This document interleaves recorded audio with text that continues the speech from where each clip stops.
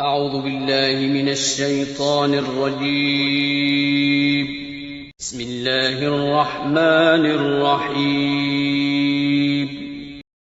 حدثنا آدم بن أبي إياس قال حدثنا شعبة عن عبد الله بن أبي السفر وإسماعيل عن الشعبي عن عبد الله بن عمرو رضي الله عنهما عن النبي صلى الله عليه وسلم قال: المسلم من سلم المسلمون من لسانه ويده، والمهاجر من هجر ما نهى الله عنه.